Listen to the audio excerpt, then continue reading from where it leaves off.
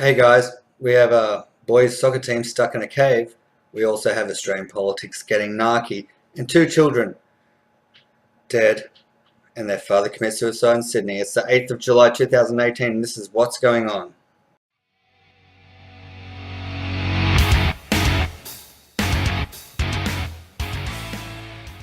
As heavy rain approaches, it's a race against time to rescue the 12 boys and their football coach trapped in a Thailand cave.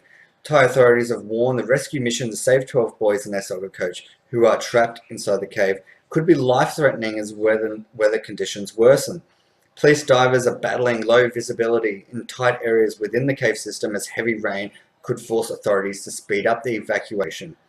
Rescuers have asked for 15 small and extra small full-face masks, leading to speculation that divers were preparing to do the rescue mission through a 750-metre flood stretch of the cave.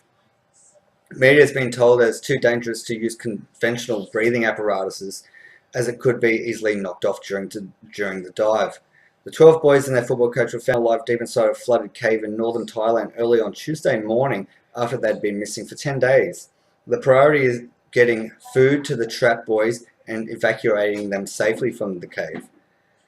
There's no indication of how long the rescue mission could take, but the Australian Federal Police are looking at a long-term option.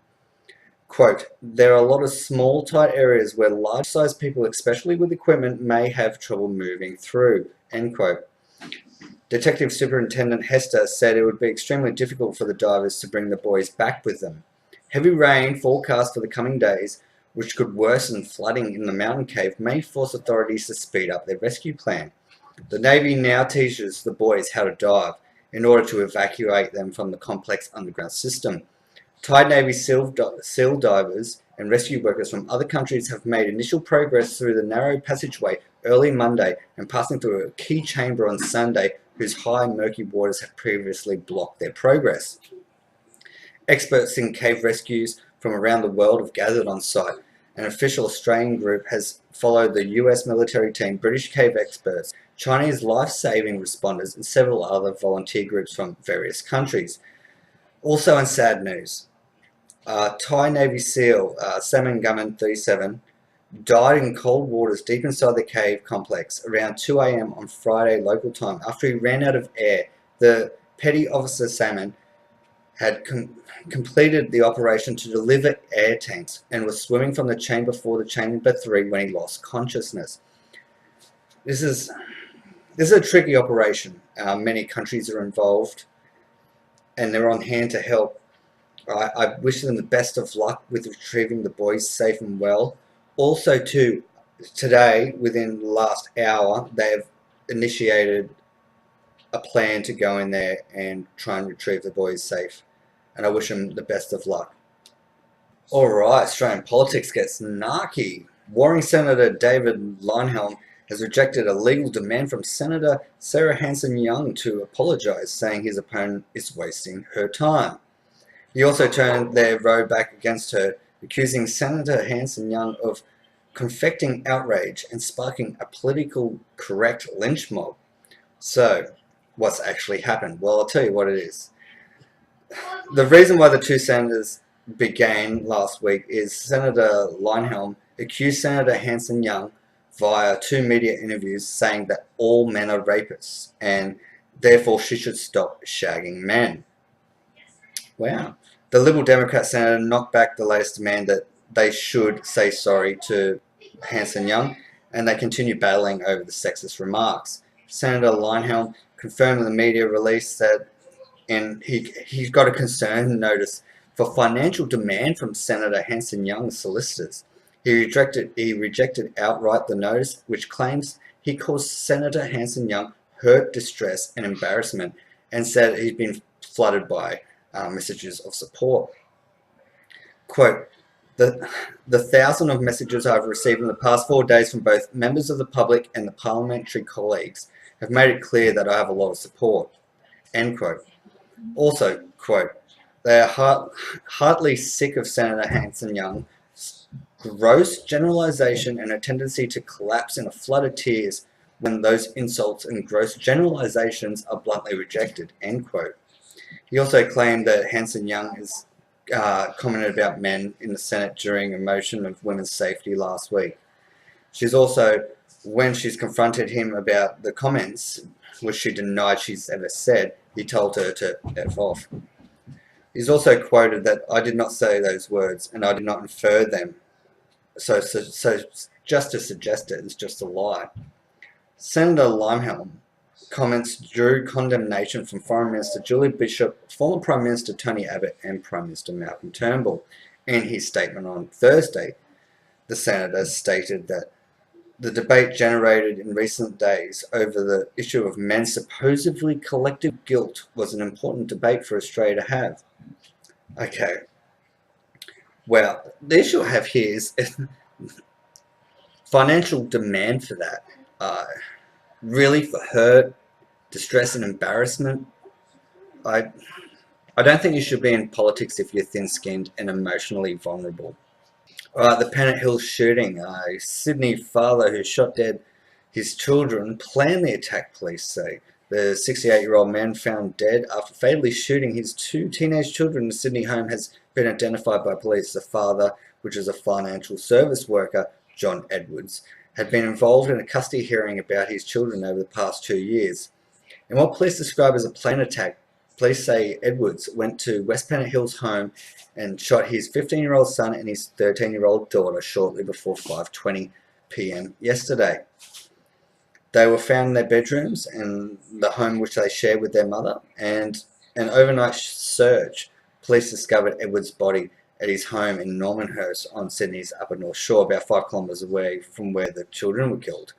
2 guns described as powerful handguns by police were found at the property, and, quote, "And we believe shortly thereafter he went to Normanhurst's address and took his own life," end quote. The children's 36-year-old mother returned to her home shortly after police arrived last night. Police believe the teens were at home when their father shot them. Their mother, attending the scene, was suffering from significant shock, as you imagine she would. Edwards was known to police, however, Commissioner McFadden said that there was no contemporary criminal record. Police said that there had been a custody hearing within the two children. The details of the nature of the relationship, particularly in recent times, and the level of access that the 68-year-old had to his children, is subject of investigation. Our deepest condolences go out to the students, friends, families, and teachers that are affected by such a heartbreaking circumstance and such a devastating event. It's very sad. I don't have any other words to say other than what a tragic waste of life. For what? Is it to get back at the mother? And it's just pointless and destructive. It really is. It's really sad.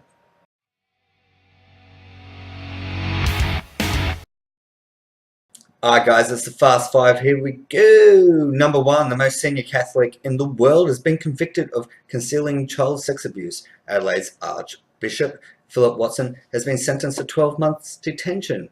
Magistrate Robert Stone adjourned the matter on August 14th while Watson was assessed for home detention.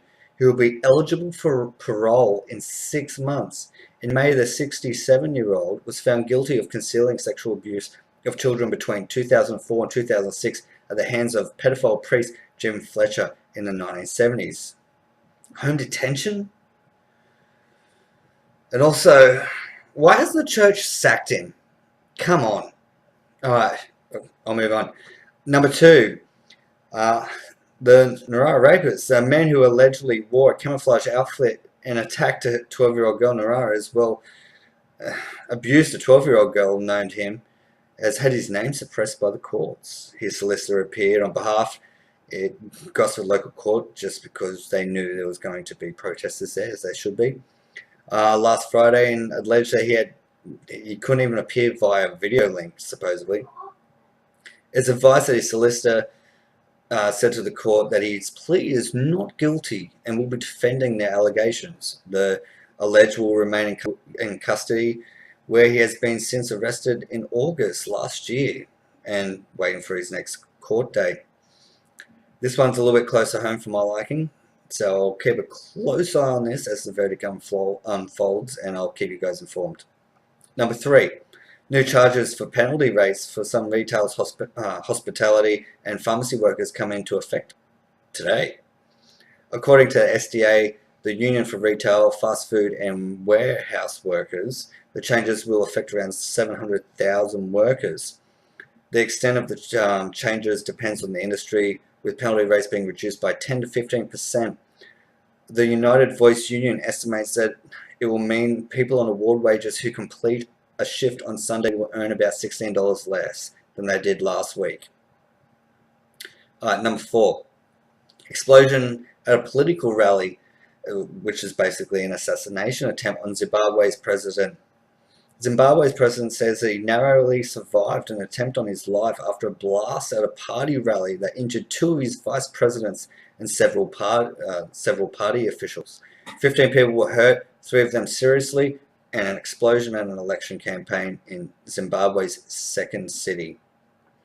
Number 5. The Basketball Federation of Australia and the Philippines have issued a joint apology for Monday's shocking basketball brawl, but it's unlikely to soften the penalties expected to be handed down by the International Basketball Federation. Players from Australia and the Philippines are facing long bans after their involvement of an out-of-control brawl. Philippines players and officials are set to bear the brunt of the penalties, but Australian players Daniel Kickett and Thon Marker also they're facing nervous waits. After this investigation, they're probably going to go hard on Thailand because they had coaching staff and they come out and swing chairs and that. But it was quite an intense scuffle. There was chairs being used as weapons and people doing fly kicks, and look it up. Like, look up the scene of it. It is quite intense for a basketball game. Alright guys, that's it for the weekly news review. If you've liked this, please leave a like. If you really like it, please subscribe. And don't forget to hit the bell. This will also let you know of upcoming videos and specials. If you want to contact me, please contact me on wgoadamelder@gmail.com or Facebook or Twitter or the comments in YouTube. Till next time, enjoy yourself.